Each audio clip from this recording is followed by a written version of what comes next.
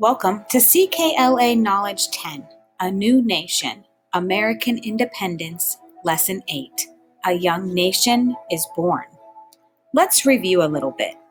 How did General Washington win the war with the help of the French? Washington trapped the British at Yorktown, surrounding them with the combined efforts of his army on land and the French ships at sea.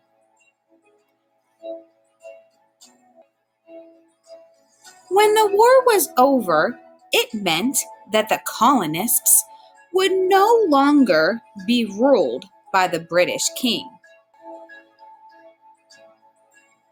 Who did the colonists ask to be their new king, and what did he say? They asked George Washington, but he said they needed to come up with a better plan and that they didn't need another king. What was the name of George Washington's wife, and how did she help during the war? Martha Washington helped by bringing food and clothing to the troops during their long, hard winters. What did George Washington do after the war was over and the British surrendered? He stepped down as commander-in-chief and went back to home in Mount Vernon to be with Martha. Today we're going to learn more about some of the important events in the founding of our country. Our purpose for listening is to find out what happened after George Washington went back to Mount Vernon. We're going to describe the contributions of George Washington and to understand the word president. For the first few years after the Revolutionary War ended, the former British colonies could not seem to agree on anything. They had not yet come up with a name for themselves. Some said they should be called the Union of States. Others liked the sound of the American nation. Others simply wanted to call themselves by the names of the states in which they lived. Virginians, if they lived in Virginia, New Yorkers, if they lived in New York, and so on. There was no plan for how they would be governed or ruled, so lots of different people were making up lots of different rules. States were taxing one another unfairly, just like the British had done before the war. What a big mess! George Washington was enjoying life at Mount Vernon with his wife, their children, and grandchildren. At 55, he felt he had served his country well as a commander-in-chief, and he was not looking for any more jobs away from his farm. But 4 years after returning home from the Revolution, Washington was called to Philadelphia, Pennsylvania, for another big meeting. Do you recognize anyone in these pictures? George Washington, Benjamin Franklin, Thomas Jefferson. George Washington joined many of the same men with whom he had worked in the Continental Congress at the beginning of the war. These men are called our founding fathers, or simply founders, because they helped found or start our new country. Benjamin Franklin, now 88 years old, was the oldest representative there. George Washington was elected president of the convention or meeting.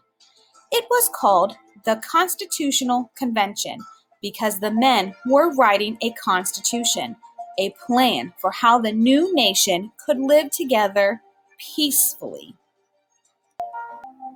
"Stop arguing," George Washington told the men. "We have an important job to do." It was hard work. They met for 4 long, hot months from May to September. The men continued to argue. Some walked out, but most of them stayed until they came up with a good plan or constitution. Their hard work paid off. The rules they wrote that summer, more than 200 years ago, are the ones we still use today. And when our founding fathers left Philadelphia that September, our country had a new name. We, the people of the United States, they wrote. United means combined into one, so now all the states have come together. From then on, the 13 former British colonies were called the United States of America. One thing the representatives discussed that summer was their need for a leader. They decided that a president, chosen by the people to serve for only a few years, would be better than a king who was not elected and served for his entire lifetime. And guess who they wanted to lead them? You guessed it, George Washington. Once again, he had wanted to settle down at Mount Vernon, but once again he had been called to serve his country. In 1789, when George Washington left his home in Virginia to become the first president of the United States of America, he had no idea what he was going to do. As the president of a new country, he knew that his presidency would set an example for all future presidents. While president, Washington stayed very busy.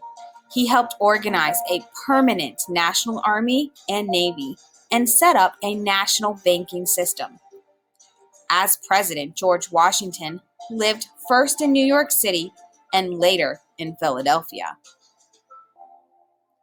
He worked hard on plans for a city that would be our nation's capital. George Washington personally chose the capital site along the Potomac River, on land that is between Maryland and Virginia. The capital city would not be in any state, so no state could say that it was in charge of the country. The capital city was designed to have a house in which the president and his family would live. It would also have many government buildings. George Washington was no longer president when the capital city was finally built, but the city was named in his honor. It was called Washington, D.C. D.C. stands for District of Columbia. After serving as President of the United States for 8 years, George Washington packed up and headed home to Virginia. He died at Mount Vernon at the end of 1799, about 2.5 years later, a patriot, a founder of our nation, a military commander, and our first president. Washington has rightly been called the father of our country. Many places have been named for him. Monuments and statues have been built in his honor. You can even find his picture on our money, both on a paper bill and on a coin. George Washington's picture is on the $1 bill and the quarter. Can you believe all you have learned? So cool. Next time, we will learn more about Benjamin Franklin.